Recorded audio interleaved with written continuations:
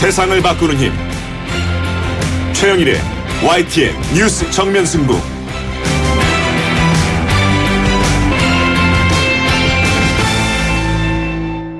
YTN 뉴스 FM 뉴스 정면 승부 3부 시작합니다. 오늘 국회에서는 고고도 미사일 방어체계 이 사드 배치와 관련한 긴급 현안 질의가 열렸는데요.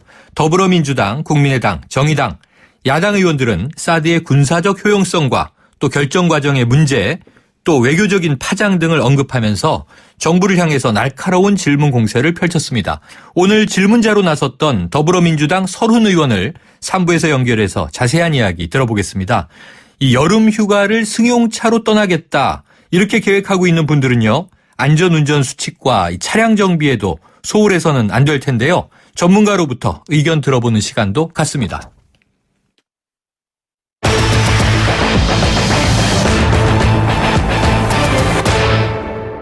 네, 오늘 국회에서 열린 사드 배치 관련 긴급 현안 질문에 야당 질의자로 나선 분입니다. 더불어민주당 설훈 의원 연결해서 관련 이야기 나눠봅니다. 의원님 안녕하십니까? 예, 안녕하세요. 더불어민주당 설훈입니다. 네, 자 오늘 오전에요. 국회에서 이 사드 배치 관련해서 긴급 현안 질문 열렸는데 자 분위기는 어땠습니까? 뭐 정부 여당은 대체로 사드가 필요하다 그런 입장이었고, 야당은 뭐 하나같이 이 사드는 북핵 해결에 도움이 안 될 뿐 아니라 이 북핵 문제를 해결하는데 이게 해결 불능 상태로 만들어간다. 근데 이런 지적이었습니다. 그 다음에 이 사드 배치 결정 과정에 이 불통 문제, 이 정부 일방적으로 하는 이런 부분은 여야 공이 같이 지적했던 것 같고, 특히 이제 총리나 장관들은 이 대체로 이를테면 중국의 경제적 보복 조치 이게 대해서 뭐 중국이 그러지 않을 거다 이런 아주 근거 없는 낙관론이 주류를 이루고 있을 거예요. 그리고 뭐 중국에 당당하게 설명하면 된다. 이것도 참 근거 없이 얘기하는 부분이라고 우리는 생각하는데 그런 입장을 갖고 있었던 것 같습니다. 네, 자 여야 의견 쫙 갈렸고요. 또 이제 정부에 대한 질타들은 여야 공히 같은 것도 있다고 말씀 주셨는데 오늘 의원님 발언 보니까요. 중국이 군사적 대응까지 이야기하고 있다 이런 지적하셨잖아요. 그렇습니다. 좀 중국의 그런 군사적인 대응 움직임 포착되는 바가 있습니까? 중국군 기간지에 해방군부라는 게 있습니다. 이게 이제 18일자에 보면은 만에 하나 사도로 인해서 개전하게 된다면은 중국 공군의 폭격기 편대가 1시간이면은 한국의 사드 기지와 일본의 미사일 방어체계 MD를 파괴할 수 있다. 이렇게 보도가 나왔습니다. 또 해방군부에는 사드의 레이더는 중국 전역의 미사일을 탐지할 수 있어서 중국으로서는 사드를 최우선 공격 목표로 삼을 수밖에 없다. 이런 주장도 해방군부에 실었습니다. 그리고 7월 11일 날 중국 외교부 대변인 루캉이라고 있습니다. 이 양반이 정례 브리핑을 하면서 사드 배치를 결정한 한국의 어떤 대응 조치를 취할 거냐 기자들이 이렇게 물으니까 사드 배치는 이 반도라고 표현했습니다. 한반도를 말하는 거죠. 반도의 평화 안정에 도움이 안 될 뿐 아니라 반도 핵 문제 해결에도 도움이 안 된다. 그리고 중국의 전략적 안전을 엄중하게 훼손하는 것으로 중국은 이에 대해서 분명히 상응하는 조치를 취해서 스스로의 안전 이익을 수호할 거다. 이렇게 말했습니다. 이건 이제 보복 방침을 하겠다라는 얘기죠. 아까 해방군부에서는 분명히 군사적 조치가 이게 뭐 1시간 폭격할 수 있다는 얘기를 했고 루캉 외교부 대변인은 확실하게 이 상응하는 조치를 스스로 취해서 안전 이익을 수호하겠다 이런 입장을 밝혔기 때문에 이에 따르는 무슨 보복 조치가 따를 거라고 봐야 합니다. 자 그리고요 아까 이 황교안 국무총리 등 좀 근거 없는 낙관론이다 이렇게 비판하셨는데요. 이 중국의 경제적인 보복에 대한 우려, 이 가능성은 어떻게 좀 보고 계세요? 이건 정말 심각한 사안인데, 이 경제적 보복에 대해서 유일호 장관도 그러고 특히 총리는 뭐 그러지 않을 거다 이런 입장이 희망사항인 것 같은데. 지금까지 중국이 주변국들하고 이 분쟁이 일어났을 때 중국이 이익을 지키기 위해서 했던 게 주로 경제적 보복적 조치였습니다. 이를테면 우리가 지금 기억하고 있는 2000년에 중국산 마늘에 대해서 우리가 관세를 되게 붙였습니다. 농가를 보호하기 위해서. 그런데 그때 중국이 어떻게 나왔냐면은 휴대폰 수입을 중단하겠다 그랬습니다. 그래서 우리가 손들었죠. 네, 마늘 파동이라고 부르죠. 예, 파동이 있었죠. 그 할 수 없이 마늘을 수입할 수밖에 없었습니다. 네. 그런 사례가 있었고, 일본이 2010년에 그 센카쿠 일도 영토 분쟁이 일어났을 때, 그때 중국 선장을 중국 배를 납포해가지고 네네. 구속을 시켰습니다. 네. 그랬더니 중국이 좋다 그러면 히토류, 이게 이제 각종 부품에 들어가는 히토류를 수출하지 않겠다 수출 안 하겠다. 이러니까 일본이 선장을 석방시켜 버렸죠. 네. 근데 그런 사례가 있고, 그 다음에 뭐 필리핀하고도 그렇고 베트남하고도 그렇고 뭐 관광객 철수한다든지 이런 걸 보복 출처를 해마로 해가지고 관련국들이 다 그냥 이 적당한 선에서 문방해버리는 이런 그 사례를 우리가 여러 번 봤습니다. 따라서 중국의 경제적 보복을 할 거라는 거는 뭐 불보듯이 뻔하다고 봅니다. 그런데 이제 이 점에 대해서 한국 정부는 뭐 희망상이죠. 안 할 거다. 안 했으면 좋겠다. 이런 얘기예요. 너무 안일하다. 아니한 생각이라고 봐야 되죠. 네. 자, 지금 이제 의원님께서는 경제적 또 군사적 이 대응을 중국이 할 가능성이 높다라고 지금 관측하고 계시고요. 자, 그런데요, 의원님. 자, 그러한 이제 문제들이 존재한다 하더라도 이 황교안 국무총리는 뭐 우리 저 정부의 어쨌든 고위직 아닙니까? 또 윤병세 장관도 뭐 대한민국의 외교장관이니까 이 북핵에 대비하는 우리나라의 자위적인 방어수단이라면 이 군사 주권 문제에 대해서는 중국에 좀 당당할 필요도 있는 건 아닐까요? 그렇죠. 군사 주권 문제에서는 우리가 주권 국가이기 때문에 주변국에 대해서 당당해야 합니다. 중국에도 당당해야 되고 특히 이 한반도 사드 배치를 문제를 가지고 있는 미국에 대해서도 미국이 잘못 판단하고 있는 부분에 대해서 당당해야 되는데 예, 저는 어떻게 생각하냐면 적어도 이 상황에 대해서 미국의 판단이 잘못됐다 생각하고 있습니다. 왜냐하면은 이 북핵 문제 해결입니다. 북핵 문제를 해결하려면은 지금까지 북한과 러시아가 북핵 문제를 해결하기 위해서 북한을 제재하는 쪽에 섰습니다. 우리가 거의 같은 입장이었습니다. 그런데 사드 배치에 대해서는 중국과 러시아가 결사적으로 반대하고 있습니다. 그렇게 되면은 결국 사드로 인해 가지고 중국과 러시아가 북한 편으로 붙게 돼 있습니다. 국제 공조가 깨진다. 깨지죠. 이렇게 되면 이건 북핵 문제 해결이 아니고 북핵 문제를 더 어렵게 만들고 북한을 핵 보유국으로 인정하게 되는 결과가 됩니다. 이게 이제 미국의 잘못이라고 보는 거죠. 미국이 적어도 핵 문제를 북한 핵 문제를 해결하려고 든다면은 중국과 북한과의 거리를 계속해서 벌려놔야 합니다. 상식 아니겠습니까? 지금까지 중국이 우리의 이 땅을 똑같이 해왔어요. 근데 갑자기 사드가 들어오면서 해서 중국이 완전히 돌아섰어요. 러시아도 돌아서고 있습니다. 그래서 지금까지 북핵 문제를 놓고서 한, 중, 미, 일, 러시아 이 5개국이 같은 입장을 취하고 북한을 압박을 해왔는데 이 사드 문제로 인해서 한미 일만 한편이 되고 북중러가 또 한편이 되고 3대3으로 이렇게 서로 대응하게 됐습니다. 새로운 이 냉전 시대가 도래한 거죠. 동북아시아에. 이건 미국이 기본적으로 잘못 설정했다. 상황 판단 잘못이다. 우리는 그렇게 보는 겁니다. 그래서 당당하게 미국이 이 판단을 잘못하고 있기 때문에 북핵을 먼저 해결을 해라. 그 다음에 동북아에서의 이 중국 포위 정책, 중국과의 패권 정쟁에서 그건 다 문제다. 우리 북핵 문제부터 먼저 해결하라. 이 얘기를 미국에 당당하게 얘기할 수 있어야 우리가 주권 국가로서 역할을 하게 된다. 적어도 북핵 문제를 푸는 해결점이 나온다. 이런 입장을 갖고 있는 셈입니다. 미국의 판단 미스가 첫 번째다. 물론 이제 원인은 북핵이라고 진단하셨고요. 자, 그런데 그러면은 일단은 지금 정부는 어쨌든 이제 이 한미 당국은 사드 배치 도입을 한다라고 결정을 했는데 이 국회 비준 동의 사안이라고 보세요? 이건 정말 비준 동의 사안이죠. 정부가 적어도 이 문제에 있어서는 국익을 지키기 위해서는 일부러라도 이게 동의하자고 이제 비준 동의를 내놔야 합니다. 왜냐하면은 양보를 해서 미국에 어쩔 수 없이 우리가 이제 사드를 배치하게 한다 하더라도 분명히 중국으로부터 우리는 피해를 입게 됩니다. 이런 문제 등등에 대해서 미국에 대해서 우리가 이런 피해를 받으니까 이게 대한 무슨 보완책이 있어야 될 것 아니냐. 이런 얘기도 있어야 될 것이거든요. 그런 거 등등을 놓고 생각하면 국회에다가 협조를 요청해야죠. 협치를 해야 합니다. 서로 외교는 이게 이 서로 국내에서는 서로 함께 손을 맞잡아 가야 합니다. 더군다나 국가 안보에서 여야가 있을 수 있겠습니까? 어느 방법이 가장 좋은 거냐? 이걸 찾아내야 되거든요.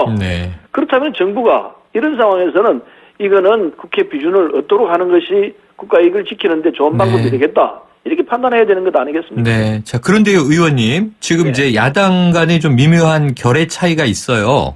국민의당이나 정의당은 사드 철회를 요구하고 사드 반대 입장이 강한데 지금 이 더불어민주당이 당론으로 정하지 못하고 있다 보니까 전략적 모호성이 길어지고 있다. 어제 우상호 원내대표 매체 인터뷰를 보니까요. 당론이 없는 것이 당론이다. 이렇게 이야기하는데 국민들이 좀 헷갈리지 않겠습니까?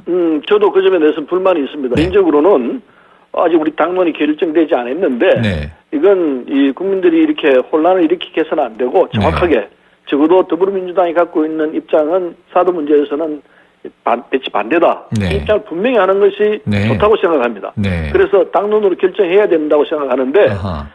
이런 내용은 의사결정 과정이 다양할 수밖에 없습니다. 네. 예를 들면은 새누리당에서도 이건 친박의 핵심이라 할 수 있는 윤상현 의원 같은 사람도 배치 반대입니다. 네. 무용론을 얘기했더라고요. 네, 그렇게 얘기하고 있습니다.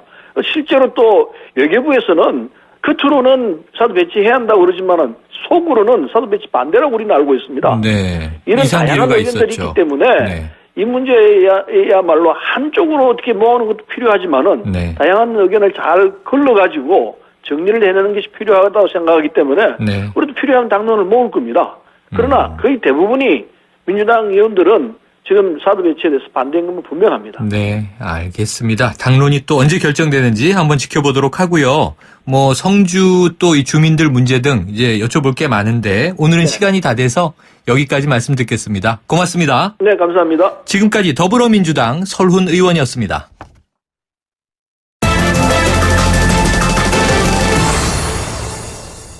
네, 자, 여름인데요. 이 먹고 살기도 힘든데 휴가는 무슨 휴가냐 싶을 수도 있겠습니다만 그래도 쉴 땐 쉬어야겠죠. 이달 말부터 다음 주 초까지 휴가 떠나는 분들이 많고요. 또 국내 여행은 10명 가운데 8명 정도가 그러니까 80%가 승용차를 이용할 것이다. 이런 조사 결과도 나왔습니다. 자, 들뜬 마음에 이 안전 문제 소홀하기가 십상인데요. 휴가 떠나기 전에 안전운전 그리고 차량 정비 등 주의사항을 전문가로부터 들어보겠습니다. 자동차 10년 타기 시민연합 임기상 대표 연결합니다. 임 대표님 나와 계시죠? 네, 안녕하세요. 네, 안녕하세요. 자, 조사 결과 보니까요. 이달 말 7월 30일부터 8월 5일까지 휴가 떠나는 분들이 가장 많을 거라고 하고요. 국내 여행은 10명 중 8명이 승용차로 이동한다. 자, 차량 운행이 이렇게 늘어나면 사고 위험도 커지겠죠? 그렇죠. 교통 수요가 늘어난 만큼 사고도 늘겠습니다만은 우리가 1년 월별 교통사고 수치를 보면 좀 알 수가 있어요. 네. 많은 분들은 12월 1월 눈이 올 때 교통사고가 가장 많지 않겠느냐 하시겠습니다만은 그렇지가 않아요. 7, 8월이 교통사고가 일반 달에 비해서 20% 이상 높습니다. 아하, 네. 그 이유는요. 지금 방금 말씀하신 휴가철 교통 수요가 몰리기 때문이고요. 네네. 두 번째는 아무래도 장마 또 이 비가 오지 않습니까? 네네. 그런데 눈이 오면 스노우체인이나 스노우타이어와 같은 보호장구가 있지만 그렇죠. 비가 오면 보호장구가 없어요. 아하. 그렇기 때문에 보호장구가 없기 때문에 이렇게 7, 8월 휴가철에 장맛비라든지 이럴 때 보호장구는 운전자의 안전운전이 보호장구인데 안전운전 의식이 결여가 되면 이것은 바로 교통사고로 연결될 수밖에 없는 것이죠. 지금 고정관념을 깨는 말씀을 주셨네요. 정말 눈이 오면 저는 차를 아예 안 끌고 나가거든요. 네. 근데 비 올 때는 그냥 또 끌고 나가요. 네, 자, 그렇죠. 그럼 여름 휴가철에 어떤 유형의 사고가 좀 많습니까? 네, 앞서도 말씀드렸습니다마는 7, 8월 휴가철 장마철에 발생되는 교통사고는 안전운전 의무 불이행입니다. 아하. 이 안전운전 의무 불이행은 어떻게 본다면 운전자들이 조금만 안전운전 의식을 갖고 운전을 하면 사전에 교통사고를 예방할 수가 있는데 네. 아무리 휴가를 간다라고 하는 아무래도 좀 안이한 마음과 또 계절적 요인이 있기 때문에 이런 졸음운전 이런 것들이 이런 추돌 사고라든지 신호 위반이라든지 중앙선 침범 사고로 인해서 교통사고가 높기 때문에 일단 가장 첫 번째 휴가를 갈 때요. 네. 어떻게 하면 안전운전을 할 수 있을까? 여기에 가장 첫 번째는 내가 다른 건 모르지만 휴가 때도 마찬가지지만 다른 때도 꼭 지켜야 될 것. 교통법규를 지키고 다니겠다라고 하면 네. 안전의 90%는 보장이 되는 겁니다. 그렇군요. 교통법규를 지키는 것에서 안전 90% 확보된다. 네. 자, 이 회장님 연결된 김에요. 지난 일요일에 바로 그 휴양지인 강릉에서 서울로 오는 이 상행선 영동고속도로에서요. 네. 이 봉평터널 입구인데 육중추돌 사고가 났습니다. 네. 휴가 마치고 집으로 가던 20대 정말 꽃다운 여성 4명이 안타깝게 목숨을 잃었는데요. 그 나중에 밝혀진 블랙박스 영상을 보면 이 운전자는 그 관광버스 운전자는 차선 변경하다가 들이받았다 그랬는데 직진해서 그냥 들이받지 않습니까? 네네. 그럼 이게 졸음운전인지 뭐 휴대폰 사용인지 뭘로 보십니까? 전문가 입장에서? 네, 일단은 이 터널 부근, 터널이라고 하는 것은 절대 추월 금지 구간입니다. 네네. 절대 추월 금지 구간이라고 하는 것은 어디 본다면 위험 구간이기 때문에 네. 감속 운전을 해서 운행을 해야 되는데 일반 도로처럼 운전을 한 거예요. 네네. 그렇다 보니까 충분한 안전거리도 없고 또 졸음이 오는 상태에서 순발력 있게 대응하지 못하기 때문에 네. 또한 이 터널 같은 경우에 사고가 나면 이것은 대형 사고로 이어질 수밖에 없어요. 네네. 그래서 이 독일 같은 나라는 터널 진입하는 전후 터널에서 네. 만약 이 추월을 하다 적발되면 최고 평생 면허 취득을 하지 못하게끔 네. 하는 강력한 제재를 하고 있습니다. 그렇군요. 그래서 이 터널 부근에서 발생된 이 대형 사고는 앞서 말씀드렸듯이 뭐 여러 가지 원인이 있겠습니다만 네. 안전운전 의무 불이행 가운데 졸음운전이라든지 일반 도로처럼 안이하게 터널 부근을 운전했기 때문에 네. 이러한 안이한 의식이 대형 사고를 부른 거죠. 네. 자, 그런데요, 대표님. 보면은 이 고속도로에서 정말 그 대형 버스 위험하지 않습니까? 네. 뭐 충돌을 하든 추돌을 하건 혹은 길을 벗어나면 이게 이 받쳐진 차도 문제지만 또 버스 안에는 다수 인원이 타고 있잖아요. 네. 또 이 대형 버스가 차 높이가 높고 무겁지 않습니까? 그렇죠. 그 피해가 불가피하죠? 큰 피해가? 일단은 뭐 버스 내에서 일어나는 뭐 사고도 사고겠습니다만은 네. 일단 제가 오늘 이 승용차와 버스와의 관계, 네. 즉 승용차와 대형차의 관계에 있어서 네. 승용차 운전자분들한테 안고 업고 가지 마라. 안고 업고 가지 마라. 이게 무슨 얘기냐면 업고 가지 마라. 네. 예. 이 승용차들이요. 대형차를 따라가면 안전한 걸로 알고 있는데 아하. 대형차는 접촉사고지만 승용차는 사고가 나면 대형사고입니다. 네네. 그러면 승용차가 대형차를 따라가지도 말고 뒤에 두지도 마라라는 건 뭐냐면 네. 지정차로를 지금 운행을 하고 있지 않습니까? 지정차로제가 그렇죠, 돼 있지 않습니까? 그렇죠. 네. 그러니까 승용차를 가진 운전자분들이 이런 건설기나 대형차, 대형차가 다니는 네. 이 갓길 쪽에 4차로 쪽에 이 길을 다니다 보면 네. 한가할 때는 이 대형차들이 다니는 차로로 이용을 한다 이거죠. 네, 맞아요. 그렇기 때문에 절대로 추월차로가 아닌 주행차로로 주행을 하고 불가피하게 운행을 할 때 대형차를 안고 업고 운행하지 않는 것이 네. 승용차가 고속도로에서 또 대형차와의 대형 사고를 예방하는 방법 네. 중에 하나입니다. 그러니까 바짝 따라갈 생각은 아예 하지 말고 그렇죠. 뒤에 또 이 대형 버스가 보이면 아예 좀 피해가는 게 낫겠군요. 네. 자, 그런데요, 이 고속도로 말고 일반 국도에서 버스 전용 차로가 없는 데서요. 네. 관광버스가 줄지어서 이 대열 운행을 하는 이 모습 쉽게 봅니다. 네. 이런 대형 차량이 주변에서 대열 운행을 할 때는 좀 어떻게 운전하는 게 좋겠습니까? 일단은 줄지어 운행하는 대형차의 이러한 위험 때문에 경찰에서 강력 단속을 하고 있는데 네. 그 사이에 또 승용차들이 끼어들어서 맞아요. 이런 대형차를 안고 업고 가는 위험한 모습들을 자주 보게 되는데요. 네. 일단 휴가철에는 이 자동차의 속도가 빨라질 수밖에 없습니다. 네. 왜냐하면 우리나라 운전자분들은 휴가지를 간다라고 했을 때 휴가를 가는 과정도 휴가인데 빨리 가서 차 세워놓고 휴가를 즐기자라고 보니까 맞아요. 이 과정이 생략이 되는 속에서 과속 운전이 발생이 되는 거거든요. 네, 그렇죠. 그래서 이 대형 버스라든지 대형차를 절대 끼어들어서 운행하는 승용차분들은 사고가 났을 경우에 굉장히 위험하기 때문에 이것은 금기시해서 운행을 하셔야 됩니다. 네, 자, 대표님 말씀에 좀 찔리는 점도 있습니다.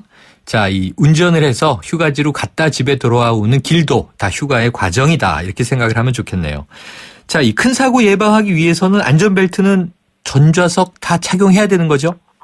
지금 일본 같은 나라는 이미 10년 전서부터 일반 도로도 전좌석 안전띠를 착용을 합니다. 네네. 그럼 고속도로만 안전띠를 착용한다, 전용도로만 착용한다, 이건 아니에요. 일반 도로도 위험할 수가 있어요. 네네. 그렇기 때문에 이렇게 휴가 때 보면 앞좌석에 있는 엄마 아빠는 안전띠 매고 뒤에 있는 어린아이들은 안전띠를 착용을 안 한 경우를 외국인이 보고 어떻게 엄마 아빠만 안전띠를 하냐라는 이게 유머 섞인 얘기를 하는 것도 저는 가슴 아프게 들은 적이 있는데, 차에 타면 전좌석 안전띠를 착용하고요. 네. 만약 뒷좌석에 있는 어린아이들이 안전띠가 목에 걸리기 때문에 기피한다면 방석 같은 거를 좀 놔서 앉은 길을 좀 높여서 안전띠를 착용을 해주면 좀 편할 수 있으니까 그러한 자그마한 부모님의 배려도 한번 생각해 보시는 것이 좋을 것 같아요. 네, 어쨌든 이건 습관화해야 될 것 같고요. 그리고 저 휴가 떠나기 전에 이 차량 점검 중요할 것 같은데 좀 어떤 부분 중요하게 봐두면 좋을까요? 네, 열받지 않게 해야 됩니다. 자동차도요. 그럼 엔진 과열 현상을 예방하기 위해서 냉각수와 엔진 오일의 상태요. 그리고 먼 길을 가니까 타이어의 공기압 점검 및 타이어 상태. 그리고 휴가를 가다 보면 야간 운행이나 지방도로 주행을 많이 하게 됩니다. 전조등 한쪽이 안 들어오면 멀리서 보면 오토바이가 오는 줄 알 수가 있어요. 전조등 그리고 등화장치 점검을 잘해야 소통운전을 할 수가 있습니다. 그래서 등화장치 점검 그리고 엔진 과열 현상을 예방하기 위해서 엔진오일과 냉각수 그리고 타이어 점검은 기본이니까요. 꼭 점검하고 떠나는 휴가가 어디 보면 즐거운 휴가가 될 수 있겠죠. 그렇죠. 떠났는데 이 차량의 중간에 문제가 생기면 오히려 더 안 떠나니만 못한 또 난감한 상황이 될 수 있습니다. 네.